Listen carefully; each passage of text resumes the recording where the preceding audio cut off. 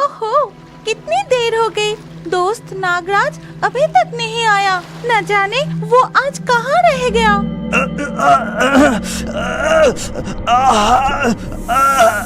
तुम्हें क्या हुआ है? तुम इतनी तकलीफ में क्यों हो? तुम्हारे गले में कुछ अटक गया क्या? रुको, मैं देखती हूँ। जलपरी, तुम कहाँ हो? नागराज, मैं इधर हूँ। इस तरफ देखो, पानी की टंकी में। नागराज उधर जाते ही देखा कि जलपरी को एक टंकी में कैद करके रखे हैं। नागराज, तुम आ गए। मुझे पता था तुम जरूर आओगे, लेकिन उन्होंने अगर तुम्हें देख लिया तो शायद तुम्हें भी। कुछ नहीं होगा, तुम चिंता मत करो। मैं जरूर तुम्हें यहाँ से छुड़ा कर सागर पर छोड़ के आऊंगा।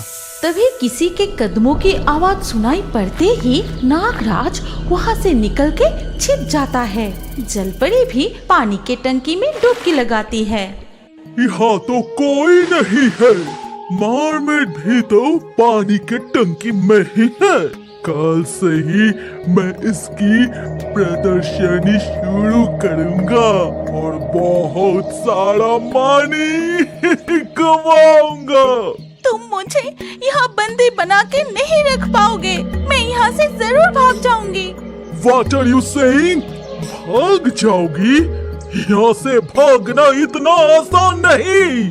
अगर भागने की कोशिश की तो वो बलि देने की चीज देख रही हो।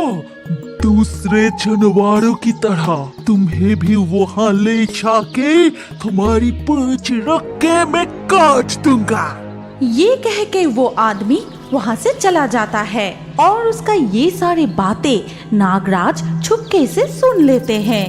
तभी नागराज, अच्छा, तो ये बात है। जलपरी को कैद करके उसकी प्रदर्शनी से पैसा कमाएगा और मेरी दोस्त की पूंछ काटोगे। रुक, मैं तुझे सबक सिखाऊंगा। इसके बाद नागराज जंगल की ओर वापस चला जाता है और वहाँ पहुंचकर, दोस्तों जल्दी से मेरे सामने आओ, मुझे अभी तुम सबसे एक जरूरी बात कहनी है। नागराज की आवाज सुनते ही मैकाओ, कौवा, टूनी, बंदर, लोमड़ी और बाघ भी वहाँ आ जाते हैं। क्या हुआ नागराज, तुम इतनी चिंतित क्यों लग रहे हो? हाँ दोस्त नागराज, तुम किस बारे में बात करना चाहते हो? मेरे एक दोस्त जलपरी, वो बहुत बड़ी मुसीबत में है। हम सबको मिलके उसे बचाना होगा। क्या कह रहे हो? तुम्हारे दोस्त जलपरी मुसीबत में है? मुझे कुछ समझ नहीं आ रहा है। इसके बाद नागराज उसका दोस्त जलपरी के बारे में सब कुछ उन्हें बताते हैं। वो बहुत समय पहले की बात है, जब मैं समुंदर के नीचे से सिपिया खा रहा था, तभी अचानक मेरे गले में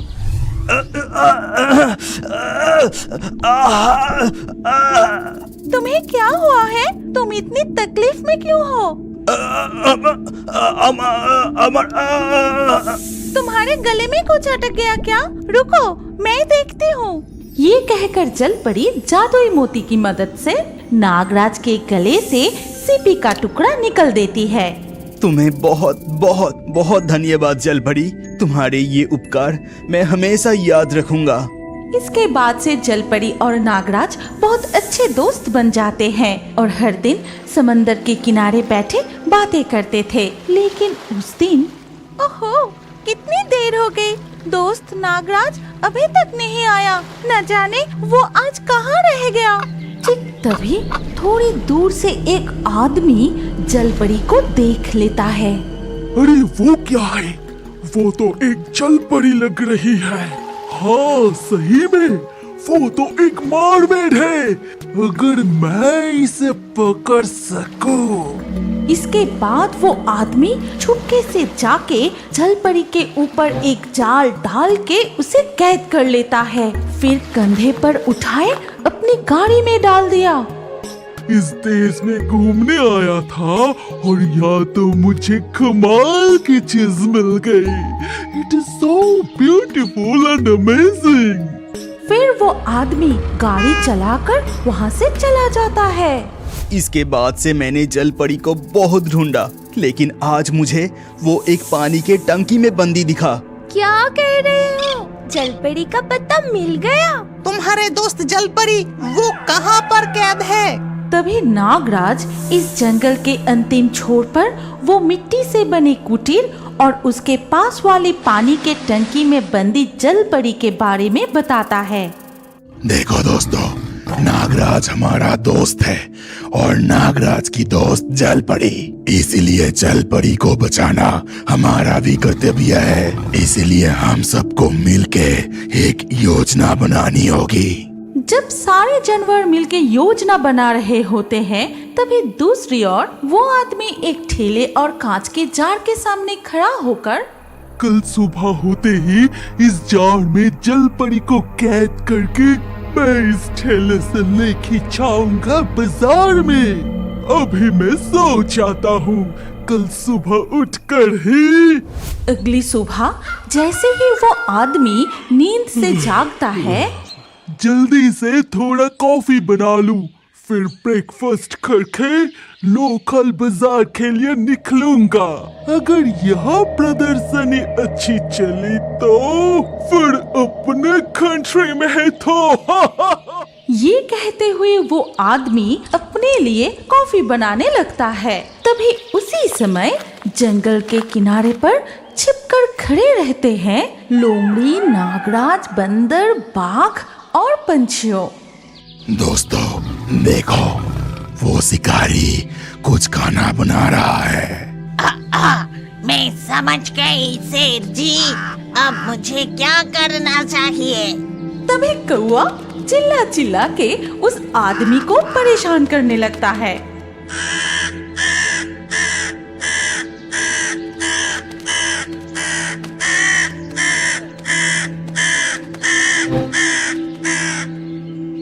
अरे ये क्रो कहाँ से आ गया?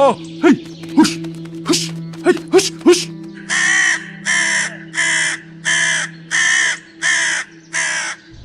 ओह नो, मेरा कान खराब हो जाएगा। ये क्रो मुझे बहुत डिस्टर्ब कर रहा है। जब वो आदमी कौवा को भगाने में व्यस्त हो जाता है, तब मैकाओ अब मैं कुछ करके दिखाता हूँ। ये कहते हुए मैकाओ उड़कर उस जलती लकड़ी के चूल्हे से एक जलती लकड़ी उठाता है, फिर उसके कुटीर के ऊपर फेंक देता है और साथ ही साथ ओह माय गॉड, ये क्या हो गया? मेरे घर में आग कैसे लग गई? इस देश से चोरी किए हुए बहुत सारी कीमती सामान उस कमरे में रखा है। मैं तो कुछ बचा ही नहीं पाया। कैसे भी करके इस मारमेट को लेके मुझे यहाँ से भागना पड़ेगा। और जैसे ही वो जलपरी को लेकर भागने जाता है, तभी अरे बाप रे, टाइगर टाइगर, हेल्प हेल्प, बचाओ। बाघ को देखकर वो आदमी डर के मारे तेजी से भागने लगता है। इधर बंदर और नागराज अब कोई चिंता नहीं जलपरी, देखो तुम्हें बचाने के लिए मेरे सभी दोस्त यहाँ आए हैं। हम सभी मिलकर तुम्हें यहाँ से छुड़ा के ले जाएंगे। इसके बाद नागराज और बंदर उस ठेले पर रखी जलपरी को खींचते हैं और बाकी सभी उस ठेले को धक्का देते हुए समंदर के किनारे ले जाकर जलपरी को समंदर के पानी में छोड़ देते हैं। तब से जंगल के सभी जानवरों के साथ जलपरी का भी दोस्ती हो जाती है और वो सब खुशी खुशी एक साथ रहने लगते हैं। जलपरी और नागराज हर रोज नदी किनारे मिलते थे। इस तरह उन दोनों के बीच एक गहरी दोस्ती हो जाती है। दोनों मिलके रोज खूब बातें करते थे। एक दिन नागराज ने जलपरी से कहा, जलपरी, तुम्हारे राज्य में क्या क्या चीजें हैं? हमारे राज्य में है कई समुद्री जीवे, समुद्री शैवाल, हीरे, मोती और है ये पानी जहाँ जितना चाहो खेलो घूमो। बहुत कुछ है। ठीक है, मैं तुम्हें हमारे स्थल पर घुमाऊंगा और तुम्हें पानी के बाहर ज्यादा देर रहने से कष्ट न हो, इसीलिए मैं उसका भी बंदोबस्त करूंगा। फिर अगले दिन नागराज जलपरी को घुमाने ले जाने के लिए आए। तभी नागराज के पास था पानी से भरा हुआ कांच के जार जैसी चीज, और ये देख जलपरी ने कहा, अरे ये क्या है? तुम इसे माथे पे पहन लोगी तो तुम्हें पानी से बाहर रहने में परेशानी नहीं होगी। ठीक है, दो। ये सुन के जलपरी उस चीज को माथे पे पहन लेती है। फिर अपनी जादुई पंख फैला के नागराज के साथ जाती है स्थल भाग घूमने के लिए। लेकिन जाते वक्त उसके पास से एक गाड़ी तेजी से गुजरती है। तभी जलपरी के शरीर में कीचड़ लग जाते हैं। छी, मेरे पूरे शरीर में मैल लग गए। यहाँ कितनी गंदगी है। चिंता मत करो, मेरे घर चल के साफ कर दूंगा। अब आगे की तरफ चलते हैं। लेकिन आगे की तरफ जाते ही जलपरी ने देखा एक फैक्ट्री से काफी काले धुआं निकल रही है। तभी छी, कितनी काले धुआं। तुम सब सांस कैसे लेते हो? तुम्हें कष्ट नहीं होता? होता तो है, लेकिन क्या करे। आप मेरे घर चलो, तुम्हें भूख लगी होगी और साफ सफाई भी तो करनी है। ठीक है, चलो। फिर जलपरी नागराज के साथ उनका घर पहुंचा और घर पहुंच के नागराज परी को एक थाली में खाना परोसता है। तभी खाना देख के जलपरी ने बोली, ये क्या है? मरा हुआ चूहा, मरा हुआ मेंढक। मैं ये सब नहीं खाऊंगी। कृपा करके मुझे वापस नदी में ले चलिए नागराज। ठीक है, चलो, लेकिन कल मैं तुम्हारे राज्य घूमने के लिए जाऊंगा। बेशक नागराज, अब जरूर आना। और अगले दिन सुबह नागराज जलपरी के साथ उनके राज्य घूमने के लिए जाता है। और वहां जाके नागराज चारों तरफ घूम घूम के देखता है और मन ही मन कहता है कि वाह, ये जगह तो बहुत ही सुंदर है। अरे बाप रे, यहाँ तो कितने सारे हीरे, मोती, कीमती रतन है। अरे कितने सारे रंगीन मछली। फिर उसने जलपरी के घर पहुंचा और वाह वाह वाह, कितनी शांति है यहाँ। मैं भी यहाँ रह पाता तो कितना मजा आता। अगर मैं जलपरी से शादी कर लेता हूँ तो ये सब कुछ मेरा हो जाएगा और मैं यहाँ भी रह सकूंगा। तभी जलपरी ने नागराज को बहुत सारे स्वादिष्ट खाना खाने के लिए देती है। ये लीजिए नागराज, खाना खाइए। जलपरी, मैं कुछ तुमसे कहना चाहता हूँ। अगर तुम मान जाओ तो मैं तुमसे शादी करना चाहता हूँ। आप तो मेरे दोस्त हो। नहीं, मैं आपसे शादी नहीं कर सकती। ये असंभव है। लेकिन नागराज के लालच इतना बढ़ गया था कि उससे कुछ और सूझ ही नहीं रहा था। तभी गुस्से में बोला, जलपरी, तुम बोल रहे हो कि मैं नागराज हूँ और मैं अभी तुमको मेरे जहर से मार डालूंगा और ये राज्य मेरा हो जाएगा। ये सुन के जलपरी वहां से भागने लगती है, लेकिन नागराज भी उसके पीछे पीछे जाता है। तभी जलपरी ने एक दूसरी नगरी पहुंचती है और वहां जाके देखती है बहुत सारी सी हॉर्स और मछली के बीच बैठा है एक जल कुमार। और जलपरी को ऐसे घबराए हुए देख जल कुमार ने कहा, क्या बात है जलपरी, आप इतना घबराए हुए क्यों है? आप कौन है? मैं हूँ मछली राजकुमार।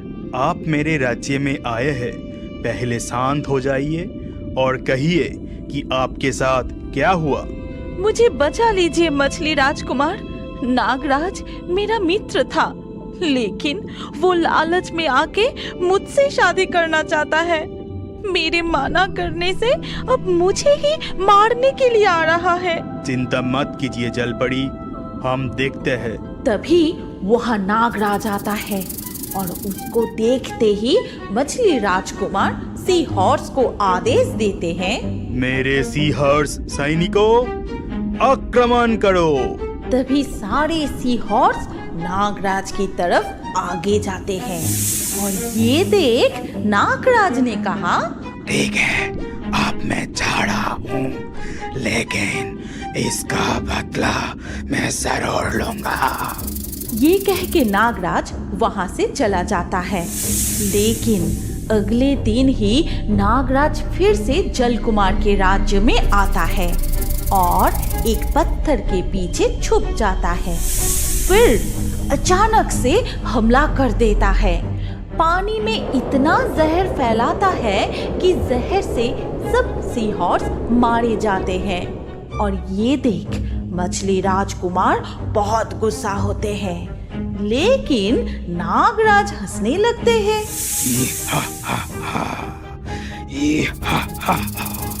अब क्या होगा मछली राजकुमार? रुक दुष्ट नागराज, देख मैं अभी तेरा हालत क्या करता हूँ। फिर मछली राजकुमार ने एक शंख उठाए और शंख को बजाने लगा। तभी वहाँ आए इलेक्ट्रिक रे मछली। क्या बात है राजकुमार? इस नागराज को सजा दो, इसने लालच में आकर हमारा बहुत नुकसान किया है। ठीक है राजकुमार, अभी इसको सजा देता हूँ। फिर इलेक्ट्रिक रे मछली ने नागराज को बिजली के करंट देना शुरू करता है। तभी अरे बाप रे, ये कौन सी मछली है? 440 वोल्ट का झटका दे रहा है। Ouch, ouch, ouch. ये देख राजकुमार और जलपरी बहुत हंसने लगते हैं। उधर नागराज अपने गुफा में लौट जाते हैं। फिर सोचने लगता है कि कैसे अपने अपमान का बदला लिया जाए और जलपरी को हासिल किया जाए।